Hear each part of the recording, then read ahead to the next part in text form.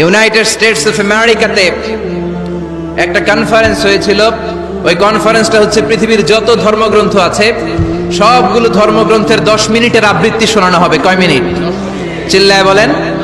ওখানে গিয়েছে শ্রীমত ভগবত গীতা, গিয়েছে বাইবেল, ত্রিপিটক, দশাতীর, বেদ, পুরাণ, রামায়ণ, দীঘানিকায়া, ইয়াহবিস, সেকারডেটাল, টালমা, Torah, Old Testament, New Testament, Zend Avesta এবং আল্লাহর কোরআনও। কোন সুবহানাল্লাহ। চীনের প্রাচীন ধর্ম কনফুসিয়াসের পাণ্ডুলিপি গিয়েছে। যারা আগুনকে পূজা করে, অগ্নি উপাসক, আগুন দেখলে নমস্তে নমস্তে গায়, তারাও গিয়েছে। 10 মিনিট করে সময়। এই কনফারেন্সের উদ্দেশ্য হচ্ছে এইটা চেক করা, in order to check which book, which recitation of the holy book is the most excellent recitation ever. কোন বইয়ের আবৃত্তিটা বেশি সুন্দর লাগে। 10 মিনিট করে সময়। সব ধর্মের ধর্মীয় কিতাবের শায়েকরা, গুরুরা, ধর্ম নানকরা আর ফাদাররা আর কারীরা বসেছে। বিচারকের সামনে 2টা বাটন, একটা গ্রিন বাটন, একটা রেড বাটন, একটা সবুজ বাতি, একটা লাল বাতি। আবৃত্তির সময় 10 মিনিট। চিল্লায় বলেন কয় মিনিট? সবুজ বাতিতে চাপ দিলে আবৃত্তি শুরু, রেড বাটনে চাপলে আবৃত্তি শেষ। প্রথমে ডাকা হয়েছে শ্রীমত ভগবত গীতা। 10 মিনিটের জন্য যে পড়তে শুরু করেছে, ওম নমো ভগবতি বাসুদেবায়। 10 মিনিট পড়েছে। পড়ার পরে বিচারক রেড বাটনে প্রেস করেছে, সময় শেষ, নেমে গিয়েছে। এরপরে ডাকা হয়েছে ত্রিপিটক, বিনয় পিটক, শাম পিটক, অভিধর্ম পিটক মিলে 3টা পিটক। এটা বৌদ্ধ ভাইদের কিতাব। এরা বলে ওম শান্তি, ওম শান্তি। আসলে মিয়ানমারে ওরা যা করছে ওদের বলা দরকার ওম অশান্তি, ওম অশান্তি। ওরা বুদ্ধাং শরণং গচ্ছামি, ধাম্মাং শরণং গচ্ছামি পড়তে পড়তে 10 মিনিট শেষ, চলে গেল। এরপরে ডাকা হলো দশাতীর, দশাতীরের ওরাও পড়লো। এরপরে ডাকা হলো গ্রন্থ সাহেব, পড়লো। জিন্দাবেস্তা পড়লো 10 মিনিট। এরপরে ডাকা হলো ভ্যাটিকান সিটির পোপকে। গত মাসে পোপ আসছিল না? এই পোপের আগের পোপ, তাকে ডাকা হলো to recite the Holi Bible for 10 minutes. 10 মিনিটের জন্য বাইবেল পড়তে আসেন। উনি এসে ওনাদের বাইবেল পড়ে গেল 10 মিনিটের জন্য। ওনার বাড়ি হচ্ছে ভ্যাটিকান সিটিতে, ইটালির রোমের মাঝখানে স্বায়ত্তশাসিত একটা আলাদা দেশ আছে। ওইখানে শুধু পোপরা থাকে, যারা বিয়ে না করে খ্রিস্টানদের ফাদার, প্রোটেস্ট্যান্ট, অর্থোডক্স আর রোমান ক্যাথলিক, ওরা সেইখানে রাজ্য স্থাপন করেছে। গোটা বিশ্বের খ্রিস্ট ধর্মকে তারা চালায়। তারা 10 মিনিট সব ধর্ম গ্রন্থের আবৃত্তি এবং তেলাওয়াতের পরে সর্বশেষে মুসলমানদের ধর্মগ্রন্থ কোরআন আবৃত্তি করার জন্য ডাকা হয়েছে। এসেছে মিশরের কারি Abdul Basit ibn Abdus Samad. যারা ওনার তেলাওয়াত শুনেছেন দেখবেন উনি তেলাওয়াত করে আবার সময় নেয়, আধা মিনিট শ্বাস নেয়, আবার লম্বা দম নিয়ে তাল লয় নিয়ে টান দেয়, আবার পিছন থেকে টান দেয়। তাকে ডাকা হলো now the representative of Muslim community Abdul Basit ibn Abdus Samad will now recite the holy book Quran for 10 minutes. মিশর থেকে আসা মুসলিম জাতির প্রতিনিধি তাদের ধর্মগ্রন্থ কোরআন নিয়ে এবার 10 মিনিট তেলাওয়াত করবে। কয় মিনিট? উনি দাড়ি রাখেন না, ক্লিন শেভ, পাতলা একটা চাদর আর জুব্বা পরে চলে এসেছে মাইকের সামনে। এসে আউযু বিল্লাহি মিনাশ শাইতানির রাজীম বলে টান দিয়েছে। সুবহানাল্লাহ। সময় কয় মিনিট? উনি সূরা ফাতিহা পড়তে সময় নিয়ে নিয়েছে 13 মিনিট। সুবহানাল্লাহ। শ্রীমত ভগবত গীতাওয়ালারা হাততালি দেয়, সময় শেষ, কোরআন গেছে। কিন্তু কি আজীব তামাশা, বিচারক তো লাল বাতি চাপে না। বিচারককে লাল বাতি চাপার বিষয়টা ভুলিয়ে দিয়েছে কে? কেউ যেটা পারে না সেটা পারে কে?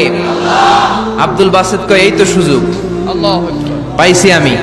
বিচারক যেহেতু লাল বাতি চাপে না, আমি আরেকটা সূরা ধরি। উনি কোরআনের সবচেয়ে সুন্দর সূরা, সূরা আর রহমান তেলাওয়াত শুরু করলেন। উনি উনার গলায় আল্লাহ যত সুর দিয়েছিলেন সব সুর, দরদ, আদর ঢেলে দিয়ে সুরের ঝংকার তুলে পুরো কনফারেন্সকে মাতিয়ে দিলেন। 15 মিনিট হয়ে যায়, বিচারক লাল বাতি চাপে না। 20 মিনিট, 25 মিনিট, 30 মিনিট হয়ে যায়, লাল বাতি চাপে না। এদিকে অর্গানাইজিং কমিটির প্রধান চেয়ার থেকে উঠে এসে বিচারকের গায়ে ধাক্কা দিয়ে বলে, এই man, what's the hell are you doing here? What's wrong with you? Why aren't you pressing the red button? লাল বাতি চাপোস না কেন? ওরে ধাক্কা দেওয়ার পরে বিচারক ভূত দেখার মতো চমকে উঠছে। কি? হ্যাঁ, লাল বাতি।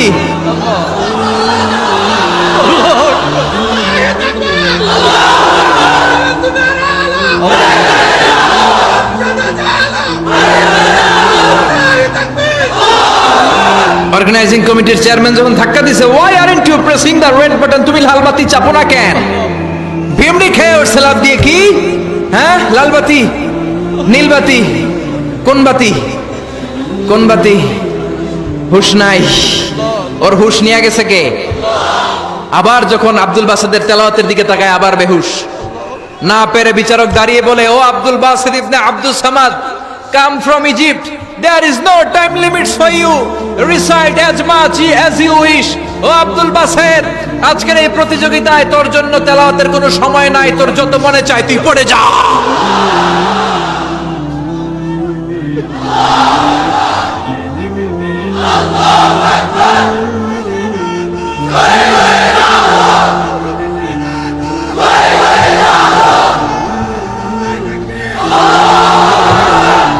চল্লিশ মিনিট সময় ধরে গোটা মুসলিম বিশ্বের অহংকার, মিশরের সবচেয়ে বড় কারি আব্দুল বাসিদ ইবনে আব্দুল সামাদ গলার সব দরদ আর সুর উজাড় করে কনফারেন্স রুমে সূরা আর রহমান তেলাওয়াত করলেন।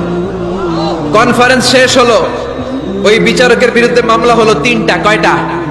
যেহেতু আন্তর্জাতিক কম্পিটিশন, আন্তর্জাতিক আদালতে মামলা, সুইজারল্যান্ডের দি হেগে মামলা। হ্যান্ডকাফ পরিয়ে বিচারককে নেওয়া হয়েছে। মাননীয় আদালত বলে, why made you partiality between the books? You have given to Bible 10 minutes. You have given to Srimata Bhagavata Gita 10 minutes. You have given to Tripitaka 10 minutes.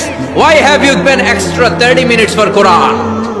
সব ধর্মগ্রন্থরে 10 মিনিট দেওয়ার কথা, বাইবেলরে দিলি 10, শ্রীমত ভগবত গীতারে দিলি 10, ত্রিপিটকরে 10, কোরআনরে অতিরিক্ত 30 মিনিট, মানে আগের 10 আর 30 মিলে 40 মিনিট দিলি কেন?